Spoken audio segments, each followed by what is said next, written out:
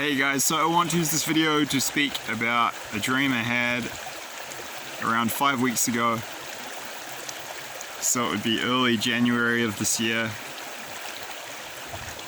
And it's pretty simple. I was back in Eastbourne where I grew up on Arua Street, which is the street where I lived when I grew up, and I was at the house of a childhood friend of my twin sister. Still know this girl these days, we're out of touch now, and I was hanging out with her and her dad, who was a family friend.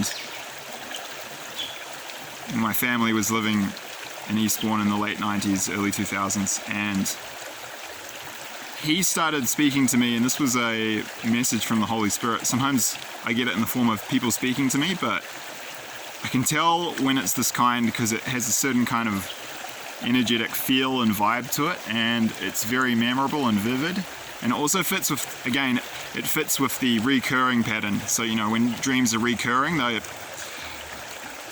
haven't actually encountered an exception to this. When dreams are recurring, they're from God. So he just said to me something like, I forget the exact words, he said something to me like, don't get distracted by this upcoming war. You know, you can still enjoy a really good life. And I forget the exact words, it was something like that, but the meaning, it was fairly brief what he said, but what he was saying basically was, don't worry too much about this upcoming war, just use the knowledge of what is coming to prepare. So use it as a positive, even though what is coming is a negative thing. I've had this frustrating interaction with a few people when I give them this information. They make this joke that, oh, it's so negative. Well, it's not really negative, it's just what is. And it's a lot more negative to be taken off guard and, you know, have this thing come out of the blue and be surprised by it. So it's true that it's, you know, it's a negative message, but it's something some other people who are conveying this message have encountered, this frustration when people will say, oh, that's negative, we just want to focus on, you know, love and light, or there's this whole wacky new age idea of that, you know, if we just don't focus on fearful things, then they won't manifest. Yeah, because you're God, because you control what happens to the planet. And there's, I don't know, it's just madness, really.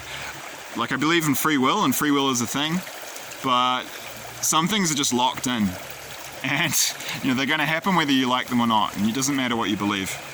And if you think differently, you'll soon get a shock when these events come to pass, because, you know, 600 people on my public playlist for prophetic dream warnings from God of WW3 now. More than, you know, 600 videos from more than 400 different individuals throughout the world. None of us knew each other before I made that playlist. Some of us have been interacting now in comments. You know, it's not a coincidence that we're all seeing the same events and that the details match up very closely in many cases. Go check that out, by the way, if you haven't already, because when I created it, it was only 350, and now it's up to well over 600.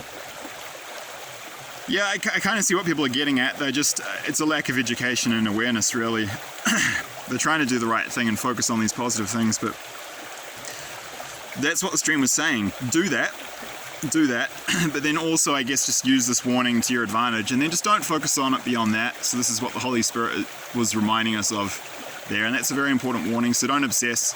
Another point I want to throw in here is, guys, I really have no idea about dates, and you shouldn't listen to date setters too much.